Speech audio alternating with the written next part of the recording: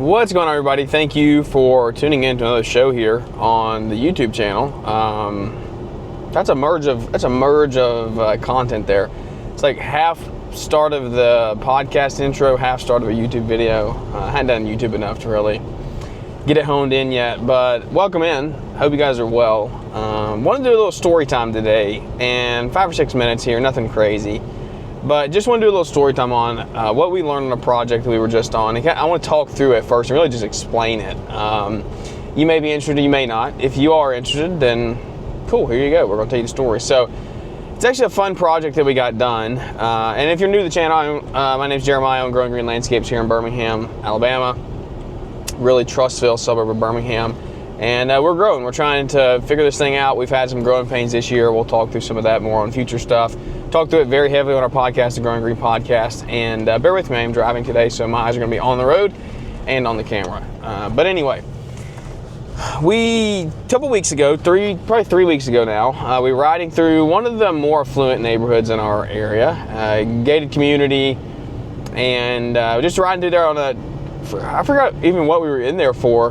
We were even actually coming back for a warranty claim. And on our way out, on our way in, I was like, those guys just had stumps ground. They had a bunch of stumps ground. And their whole front yard, they had 2 big trees. The whole front yard was a mess. It's going to become rainy season really soon here in Alabama. So this is being recorded October the 12th.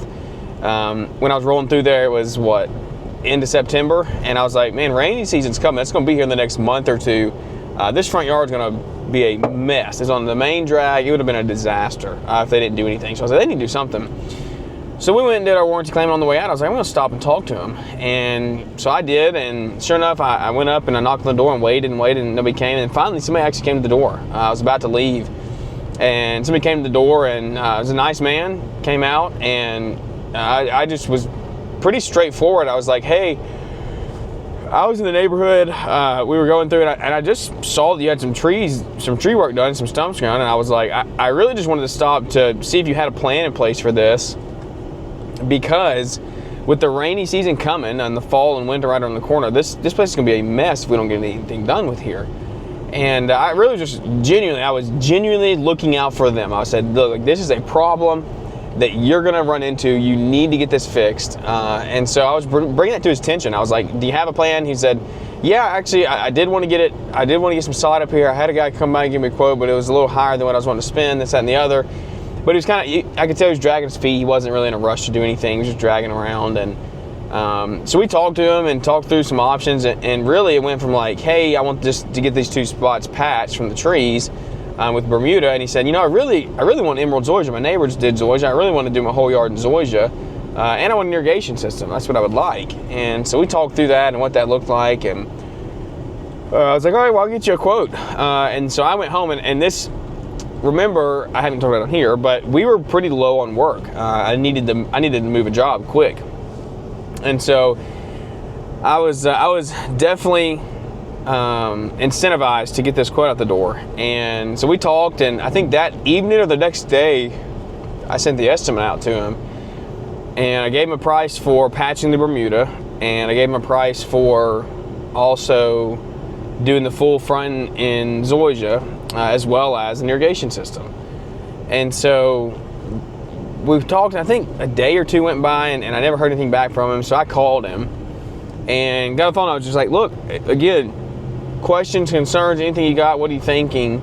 And he told me, and he got kind of short on me. He was like, yeah, I'm beating around the bush a little bit. I got a chance to review it, this and the other. I'll talk to the wife. And he almost started asking another question, but then he just stopped.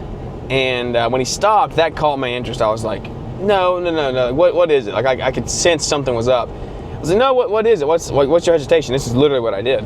So what's up? What's the hesitation? Is it price? He's like, well, yeah, it was a little more than I was wanting to spend. And so I was like, oh, well, you just like, on my point of view for my sales, like what I'm learning is, and it may be right, it may be wrong, but it's working, and it worked on this job. Well, you just play into that. You just play into like, yeah, it is more expensive. We're getting a very good lawn. Like you are getting the best turf out there in this zoysia. And so you play into that and you totally understand this, that, and the other, and offer revisions. And so what I did is I was like, well, I tell you what, let's make some revisions. I can go in here and see if I can sharpen the pencil a little bit, make some revisions. And so what we did is I cut off a little bit of material that I put on there as extra, but we weren't actually going to need it. So I cut that off, and I bumped man hours down a little bit. Again, needed to sell work here. Needed to sell profitable work, but at the same time, I need to sell work. And so that's what we did. And it turns out that we went back and forth and sent the revision, and we ended up pulling. I pushed revision before I pushed, like, we're just going to lower the price, right? So we're going to lower the price based off of a revision. We're not just going to say, oh yeah, I can do it for cheaper. Like, that's not how this works. We're going to revise the scope of work, and that's going to drop the price throughout, right? I'm not just going to say, oh, I can do it cheaper. So we took off 2 pallets of sod on the right side of his driveway, and because I asked him on the phone, I was like, what do you really want? Like, because he was talking about, I was like, what do you really want? He's like, I really want the zoysia and the irrigation. And I was like, well, like, what is it? What kind of number are you trying to hit here? And he told me the number, and I was like, I can't hit it for that, but I'll see what I can do. And I came in, I think, ended up being $1,500 more, something like that, $1,500 more than what he was trying to hit. But I put in the effort, right? Like, I showed interest. I really reached out. I was trying to get him what he wanted and solve his problem. And it turns out we ended up getting that, and we made that revision. We shrunk it down from 19 pallets to 17 pallets, and we got out there a couple days later, killed everything, killed all the Bermuda, and then we ripped it all up and graded everything. We did a 4-zone irrigation system with 17 pallets of emerald and 3 trees. And so it was a really good, turned out to be a really good install. We learned a lot on this project. We learned on every project, but this one especially, this was our biggest irrigation install we had done. Up to this point, we'd only done 3-zone. And so this was our first 4-zone system. We were dealing with a big hillside as well. So like dropping pressure on the hills, and water was traveling a long way on pipes. We had the 300 to 400 foot of pipe run.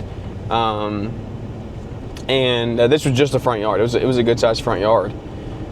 But anyway, it ended up working. We got into it, and the irrigation was low on pressure. We've had too many heads on the first zone, so we had to add a zone in at the end, which was a little hectic, but we ended up making it work. And luckily we tested everything, and we caught it before we covered trenches. That would have been a nightmare if we would have covered trenches and then figured it out. But it's just one of those things that, you know, I really wanted that job, and that was the first like door knock that I've ever closed, and it was a $17,000 install, right?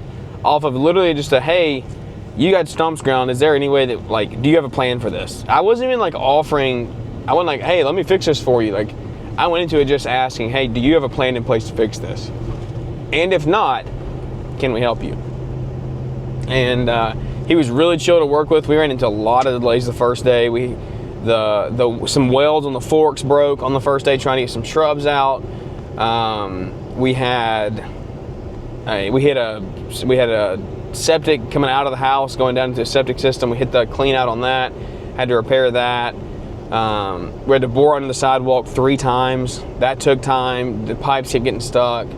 What else happened? We hit a field line in a septic system, which we didn't know was there. We thought it was on sewer. And so it was a septic system, and we just clipped it. Thank God we only just clipped it. We clipped one spot, and so it was quick, easy repair, put gravel back around it, and it was good to go. But could have been much, much worse. And it's really like stuff that I would have freaked out about 5 years ago if I would have done this job and ran into these issues. But now I'm just like, look, we just figure it out and go. But for the most part, it went well. We went over on hours, but we learned a lot, right? Again, we learned a lot. But I really, really, really wanted that job, and we went out and got it. And so that's just to say, like, guys, the economy is down a little bit. Everybody is struggling. Calls are not coming in like they were 6, 8, 10 months ago. I'm kind of getting that consensus from even other industries, networking groups that I'm in, and everybody's like, man, I thought it was just us. Like, no, it's not just you. Like, the service industries right now, they're just struggling. Lead flow is down. And so now's the time not to quit. You don't pack up, you just double down. You double down on marketing, you double down on effort. Like, put in the work. Put in the work right now. Make sure that these people know, like, hey, my business is not going anywhere. I was here through the recessions, right? You put in the work and the effort. But that's what we're going to do. And it's going to be interesting to see what the next couple weeks and months hold. This is going into Q4 2025 right now. We had a lot of mistakes this year. We hired too fast without the systems in place to manage the people. And that bit us in the butt. Took on a lot of financial burden with those employees and just did not have the revenue to generate it. And so now we are kind of catching up from that, trying to figure it out and regroup from there. I know what we got to do to hire again, but it's just one of those things you just learn day by day, and we just keep on trucking 1 week at a time, trying to be better each and every day. But guys, that is a real life story here. And if you sat here and watched a video on YouTube for 11 minutes and just a storytelling while I was driving, props to you for an amazing attention span. That doesn't happen anymore. But that's just kind of an inside story of, I wanted a job and I figured out a way to get it. I found the customer's problem. I overcame his objection, which was price. I found that objection by asking that question on calls, like, no, what's your concern? Like, we dove into that, we figured that out, then I overcame it with offering revisions and selling value. And so that really, I think, put us above the top there, because we came in a little bit higher than the other guy that was going to quote for him. So anyway, you guys have a great week. Sorry for the inconsistency here on the YouTube. It's just, again, this year's been crazy. It's no excuse. It's just like, this year's been crazy and the YouTube's taking the back burner. So trying to get the Lansing company up and running. You're going to see some more stuff, though, coming from some exciting pieces of equipment in John Deere that we run every single day in our fleet, from mowers to skid steers to all the technology that goes with it. We're going to show you that and open that up heading into Equip Expo in the next week or so. So we're also going to be doing some stuff at Equip. So if you're watching this real time before Equip, you can use code GG50 and get into Equip for $30. That'll give you 50% off, because it's $60 right now. And that'll be good through October the 19th. If you don't get it before the 19th, it'll be $60 with the code, or $120 at the door. So anyway, we'll see you at Equip. Big stuff coming up there. Lots of new announcements, lots of things just kind of floating and buzzing. The hype in the industry is here. Technology's here to stay. It's not going anywhere. Companies are growing. Just because I say lead flow's done doesn't mean companies aren't growing. They're growing. We're growing.